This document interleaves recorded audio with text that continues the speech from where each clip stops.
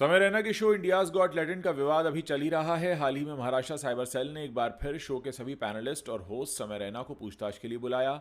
Maharashtra cyber cell ने show के content को अश्लील, अपमानजनक और समाज के लिए खराब बताया। शो के खिलाफ साइबर सेल में शिकायत दर्ज कराई गई थी। शिकायत में कहा गया कि शो में ऐसे शब्दों का इस्तेमाल किया गया जो जाति, धर्म और जेंडर जैसे संवेदनशील मुद्दों पर आधारित थे। शो का कंटेंट युवाओं को गलत मैसेज दे रहा था और परिवार के साथ देखने लायक बिल्कुल नहीं था। साइबर सेल का दावा है कि जानबूझकर ऐसा कंटेंट बनाया गया। साथ ही शो में पेरेंट्स और महिलाओं को लेकर जो भद्दी बातें कही गई थी वो भी जानबूझकर कही गई। शिकायत में भी कहा गया है कि शो में इस तरह के कंटेंट को जानबूझकर ही रखा गया है। आपको बता दें कि इंडियाज गॉट टैलेंट शो के होस्ट समय रैना, पैनलिस्ट रणवीर अलाबादिया और अपूर्वा मकीजा समेत शो में शामिल हुए 50 से भी ज़्यादा मेहमानों को समन जारी किया गया है। इन सभी के बयान आपत्तिजनक पाए गए। आशीष चंचलानी और अपूर्वा मकीजा साइबर सेल में अपना बयान दर्ज करा चुके हैं। वहीं समय रैना और रणवीर अलाबादिया को अब तक 2 बार पूछताछ के लिए बुलाया गया है और उनका ऑफिशियल स्टेटमेंट रिकॉर्ड किया गया है। समय रैना ने 8 फरवरी के दिन अपने यूट्यूब चैनल पर एक शो का एपिसोड अपना लगा दिया था, जिसमें यूट्यूबर रणवीर अलाबादिया ने पेरेंट्स और महिलाओं को लेकर भद्दी बातें कही थी। समय रैना ने 8 फरवरी को अपने यूट्यूब चैनल पर जब ये एपिसोड अपलोड किया, उसके बाद देश भर में बवाल शुरू हुआ।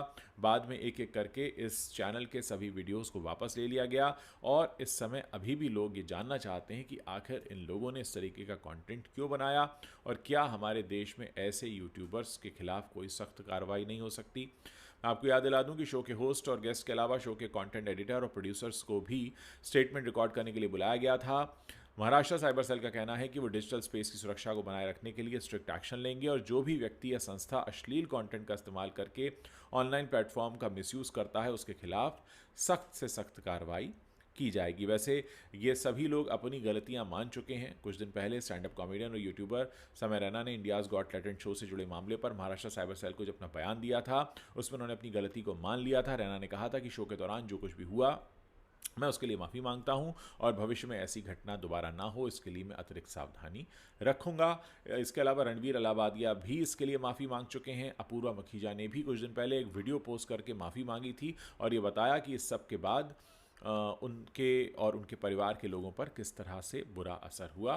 तो कुल मिलाकर मामला ये है कि अब ये जो सारे लोग हैं जो इसमें दिखाई दिए थे जिन्होंने इतनी भद्दी और गंदी बातें बोली थी, वो अब अपनी गलतियां मान रहे हैं। उनको एहसास हो रहा है कि उन्होंने जो कहा वो बहुत गलत है। लेकिन सवाल ये है कि क्या ये सब जो उन्होंने कहा था या किया था वो जानबूझकर किया था या उन्हें अब क्योंकि वो फंस गए हैं मुसीबत में इसलिए वो माफ़ी मांग रहे हैं। आप लोग इस पूरे मसले पर अपनी जो भी राय रखते हैं मेरे इस वीडियो के नीचे कमेंट सेक्शन है, वहाँ लिख कर आप बता सकते हैं।